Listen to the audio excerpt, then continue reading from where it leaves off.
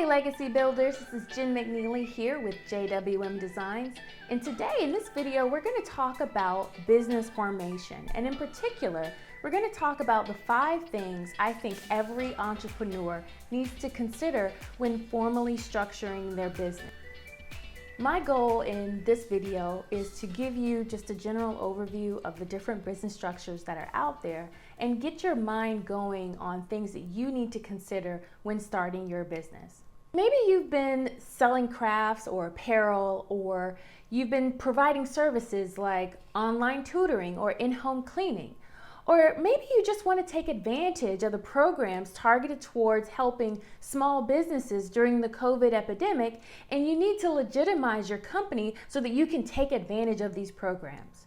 No matter what your reasons are for wanting to formally start your business, you know that it's time to take your business to the next level, and it's time to formally file your paperwork with your state and start your company. But now you're like, where do I start? Well, in this video, I'm going to introduce the 4 main organizational structures that most entrepreneurs starting out will likely pick from. And I'm just going to give you an overview of each of them to kind of help you determine which structure may best fit your business. Now, in a separate video, I'm going to go more in depth on the business structure that I chose for my company, JWM Designs, but I want to at least give you a little bit more of a broader perspective on the different options that are out there, and for you to have that information to make what decisions you need to make for yourself. You may be asking yourself, if I've already started selling goods or services, why do I need to file any paperwork to formalize my business? I'm already doing business. Well, there are many reasons why I would suggest going ahead and filing the paperwork and formally starting your business. But the major one, the biggest one, is liability.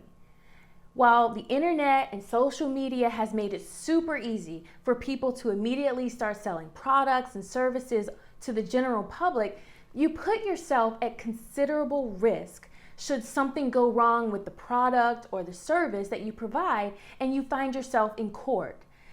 One of the main benefits of formalizing your business is that for the most part, it separates you individually from the actions and liabilities of your company. All right, so let's get into it. Now, before we go too deeply into the 5 things you need to consider when deciding which business structure best works for your business, we first need to talk about the 4 main business structures that most small businesses and entrepreneurs pick from. There's the sole proprietorship, there's a partnership, there's limited liability company, and a corporation. Now, within those 4 types, there are variations such as general partnerships or limited liability partnerships or C corporations, S corporations. It's a lot. Just know that each structure has specific components that are unique to them. For example, if you are a sole proprietor, you can only have one owner, one proprietor, sole proprietor, while a partnership, you have to have at least 2 partners. Think about it, partners, you at least need 2 people involved. Now, for some of you out there, if you've been operating your business, but you haven't filed any paperwork yet to formalize a structure, you are by default a sole proprietorship. All right. So the first thing I think you've got to consider when deciding how to structure your business is your purpose. What sort of product or service is your business going to provide? And when you think about that, is your business going to be in a highly regulated industry like banking or finance? Or is it going to be in an industry that requires some sort of professional licensing like accountants or lawyers? Will you eventually seek outside investment? Particularly, do you think you'll ever do a initial public offering of stock, an IPO? Or do you think that you're going to be just a sole, only you, no other partners that you may take on in the future, or no other individuals that you may bring as have an ownership interest in your company? These are all things that you've got to consider when you're deciding how you want to structure your business, because some business structures are more conducive to certain things than others, and it's much easier to do it on the front end. Now, it is true that you can change your business structure down the road, but I'm always a proponent of thinking through these things on the front end so that you don't have to deal with the headache of trying to change it later. In particular, think about it more than just the first year. Think about it 5 years and 10 years down the road. I mean, if you are really serious about going from being an employee to becoming a full-time entrepreneur, these are things that you need to consider when you're starting out your business. Where is your company going? And once you have an idea or a vision about where your company is going, then you can start feeling in those places to understand what best works for your company. The second thing I think that every entrepreneur needs to consider when deciding how to formally structure their business is size. Do you plan to hire right away? Will the business have employees and offer an array of fringe benefits and incentives like healthcare or stock options? What kind of specialized talent will you need to attract to get the right kind of employees into your business? Will you hire employees or independent contractors? Will you decide to start your business by yourself as the sole owner, or will you have other people come along? All of these questions you should consider and ask yourself on the front end, because that will help determine which business structure works better for your company. All right, the third and the most important, in my opinion, of all of these is liability. Liability is just so important. With a sole proprietorship in particular, you as the owner are liable for all unpaid debts, injuries, or damages incurred by the company. This means that your personal assets can be used to settle disputes. Personally, this is my least favorite business structure because it offers no real protection for the owner. And so liability is huge because what it means is that if someone decides that they're going to sue you, they can sue you and not only go after your business, but go after you personally, your personal assets, meaning your home, anything you own. They can put liens against you, and you don't want that. What you do in your business should not be something that can be used to mess with what happens at home. And so it's so important. Liability is top, in my opinion, as the reason why you want to formally structure your business. With general partnerships, the partners, or the owners in that matter, are liable for unpaid debts, injuries, and damages caused by the business. But unlike sole proprietors, partners can limit their share of any of the liability that happens as a result of the business. There are different ways to do that within the partnership structure, which are not available to those who are sole proprietors. Now, with limited liability companies, just as the name implies, the members or owners in most cases are protected from any unpaid debts, injuries, or damages that are incurred by the business. Same with corporations. Liability is for sure limited with corporations, and the business is treated as a separate entity from its shareholders, which are the owners. The next thing that I think that every business owner and entrepreneur needs to consider when formalizing the structure of their business is how the business will be managed. And in particular, you want to think about how flexible you want management to be when it's time to make major decisions. Now, depending on the structure that you choose, flexibility can be very limited. For example, the most flexible, in my opinion, is a sole proprietor, mainly because it's just him or her running their company, and they can essentially do whatever they want with the company. And so if they need to make a decision quickly, a major decision, they don't have anyone else that they need to talk to before they make that decision. Similarly, with a partnership, so long as the partners agree on whatever the major management decision is, then they, for the most part, can do what they want with the management of the company. Now, here's a pro tip.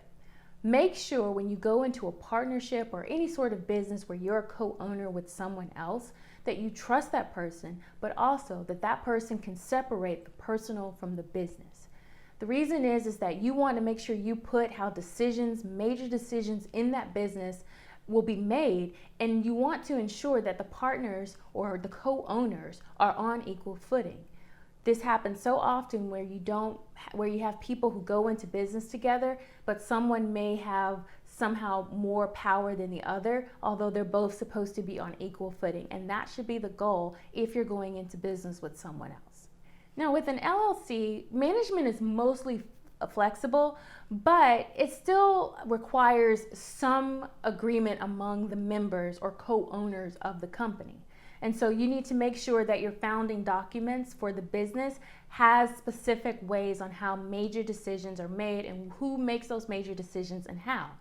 Now, if you are a single member LLC, meaning that you are just the sole owner of the LLC, then you can largely do what you want with the company, very similar to a sole proprietor, but you still have certain rules that are governed over you that are a little bit different from a sole proprietor because they have no formalized rules or way of making decisions, whereas even if you are a solo member of your or a single member of your LLC, you can still have an operating agreement that says this is how decisions will be made in your company. Now, the least flexible system of management is a corporation. With that, you've got shareholders and directors, you have meetings, you have annual meetings, you have quarterly meetings. There are specific ways and structures for making major decisions within the company. And so it can be a little bit harder to be flexible with your business and decisions that you make because corporations require so much more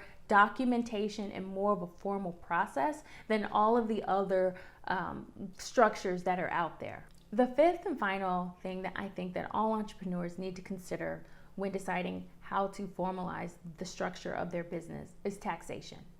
Now let me get this straight. Uncle Sam always gets his money. No matter which structure you choose, your business will be subject to state and federal taxes. Now, how you pay those taxes, that is, whether it's on your personal tax return or on a separate tax return, is completely dependent on the structure of the business that you choose.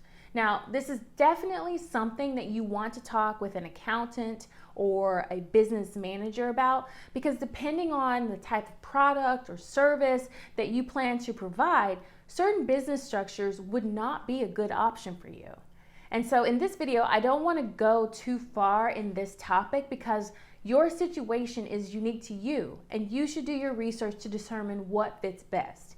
But what I'm saying is that you need to consider taxation when you're thinking about how you want to structure your business. You guys still with me? Awesome.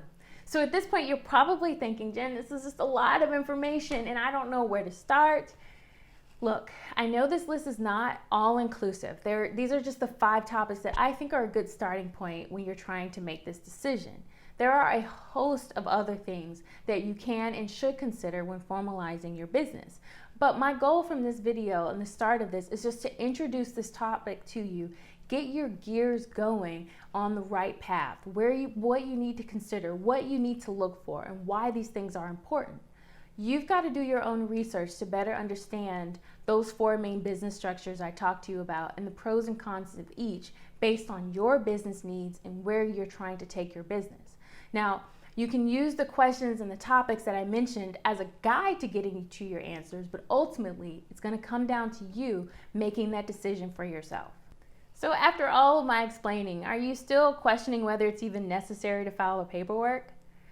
If my words regarding liability didn't spark anything in you to formalize your business, consider this.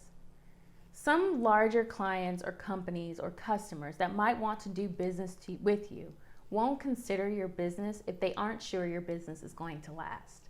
How many times have you seen someone selling a product or a service online one day and then weeks, months later, you can't find them and they've moved on?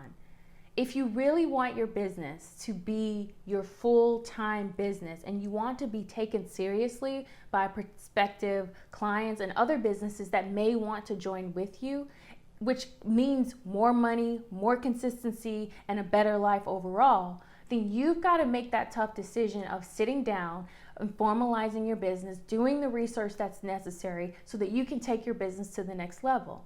If not, you might as well just stay an employee with a side hustle. So let's recap. We've already talked about the 4 main business structures that you can consider when deciding how to formalize your business. You've got sole proprietor, partnerships, limited liability, and corporations. And each of these have specific components and pros and cons depending on what your business needs are.